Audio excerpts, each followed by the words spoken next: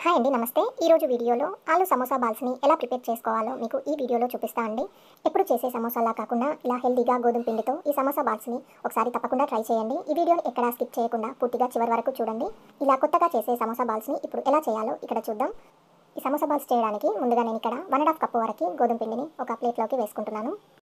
ఇప్పుడు ఇందులోనే half cup వరకు రవ్వను వేసుకోవాలి.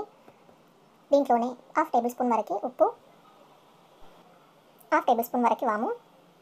ఇప్పుడు ఇందులోనే 1 టేబుల్ స్పూన్ వరకు ఆయిల్, 1 టేబుల్ స్పూన్ నెయ్యిని వేసుకోవాలి. ఇవన్నీ వేసిన తర్వాత వేసినవన్నీ కలిసేటట్టుగా బాగా మిక్స్ చేసుకోవాలి. ముందుగా పిండికి ఇవన్నీ బాగా పట్టేటట్టుగా కలుపుకొని ఇలా మనం చేత్తో అంటే ముద్దలాగా రావాలండి. ఇలా అయిన తర్వాతనే పిండిలో కొద్ది కొద్దిగా నీళ్ళని పోసుకుంటూ పిండిని ముద్దలాగా చేసుకోవాలండి.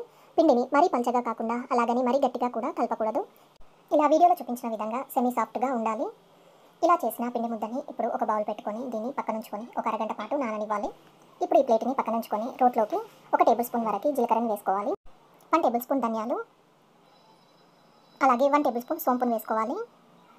ఈ మూడింటిని ఇప్పుడు కచ్చాపచ్చాగా దంచుకొని తీసుకోవాలండి. మరీ మెత్తగా పౌడర్లా దంచనవసరం లేదు. ఇలా కొంచెం కోర్సుగా దంచుకుంటే సరిపోతుంది. ఇలా దంచుకున్న పౌడర్ని ఒక గిన్నెలోకి వేసుకొని పక్కనుంచుకోవాలి.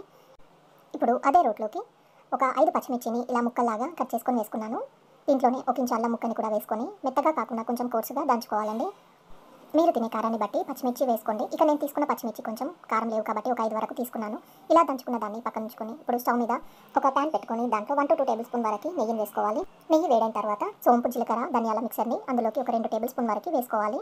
మంటని లో ఫ్లేమ్లో పెట్టుకొని ఇవి కొంచెం సేపు వేగే వరకు వేయించుకోవాలండి. ఇది వేగిన తర్వాత దీంట్లో ముందుగా దంచి పెట్టుకున్న పచ్చిమిర్చి, అల్లం పేస్ట్ని కూడా ఇందులోనే వేసి మంటని లో ఫ్లేమ్లో పెట్టుకొని పచ్చిమిర్చి, అల్లం కూడా వేగే వరకు వేయించుకోవాలి. ఇవి రెండు వేగిన తర్వాత ఇక నేను ముందుగా ఆలుగడ్డల్ని ఉడకపెట్టి తీసుకున్నానండి. ఇవి ఒక హాఫ్ కేజీ వరకు ఉంటాయి. ఇలా ఉడకపెట్టిన బంగాళాదుంపని మెత్తగా చేసుకొని దాంట్లోకి వేసి దీంట్లోనే 1/2 టేబుల్ స్పూన్ పసుపు, హాఫ్ టేబుల్ స్పూన్ వరకు ఉప్పు, మీరు రుచికి సరిపడా ఉప్పు వేసుకోండి. దీంట్లోనే 1 టేబుల్ స్పూన్ వరకు కసూరి మేతి వేసి వేసినవన్నీ ఆలుకి బాగా పట్టేటట్టుగా మిక్స్ చేసుకోవాలి. ఇలా కలిసేటట్టుగా మొత్తం కలుపుకున్న తర్వాత దీన్ని ఒక 2-3 నిమిషాల వరకు ఉడికించుకోవాలి. ఇలా ఉడకబెట్టుకున్న దాన్ని మొత్తం చల్లార పెట్టుకొని తీసుకోవాలండి. అది చల్లారేలోపు ఇక్కడ పిండి బాగా నానిపోయింది. ఇలా నానపెట్టిన పిండిని చిన్న చిన్న బాల్స్ లాగా డివైడ్ చేసుకొని తీసుకోవాలండి. మరీ చిన్నగా కాకుండా ఇలా వీడియోలో చూపించిన విధంగా ఈ సైజులో తీసుకోవాలి. ఇలా మొత్తం పిండి ముద్దని నేను బాల్స్ లాగా చేసి తీసుకున్నాను. రౌండ్గా చేసిన పిండి ముద్దను ఒకదాన్ని తీసుకొని ఇలా చేత్తో రౌండ్గా చేసుకొని తీసుకోవాలండి. ఇలా వీడియోలో చూపించిన విధంగా ప్రెస్ చేసి తీసుకుంటే మీకు ఇలా గిన్నె షేప్లో వస్తుందండి.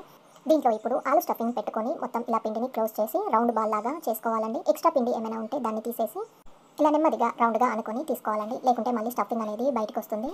ఇలాగే మిగతా వాటిని కూడా సమోసా బాల్స్ లాగా చేసుకొని తీసుకోవాలండి. ఇప్పుడు వీటిని పక్కనుంచుకొని స్టవ్ మీద ఒకటి గుంత పొంగనాల ప్యాన్ పెట్టుకొని దాంట్లో ముందుగా ఆయిల్ వేసుకోవాలి. మీరు వీటిని డీప్ ఫ్రై చేసి కూడా తీసుకోవచ్చండి. కానీ ఎక్కువ ఆయిల్ పట్టకుండా ఇలా చాలా సింపుల్గా గుంత పొంగనాల ప్యాన్లో పెట్టుకొని వేయించుకొని తీసుకోవచ్చు. ఇలా అయితే ఆయిల్ ఎక్కువ పట్టకుండా క్రిస్పీగా కూడా వేగుతాయండి. ఇలా అన్నిటిని ఈ గుంత పొంగనాల ప్యాన్లో పెట్టుకొని మంటని లో ఫ్లేమ్లో పెట్టుకొని 2 వైపులా బాగా వేగే వరకు ఫ్రై చేసుకోవాలి. ఇలా ఒక వైపు వేగిన తర్వాత మరొక వైపుకు టర్న్ చేసుకుంటూ వీటిని వేయించుకోవాలండి. ఇక నాకు ఒక 10-15 నిమిషాల వరకు ఇవి మంచి కలర్లోకి వచ్చి వేగిపోయాయండి.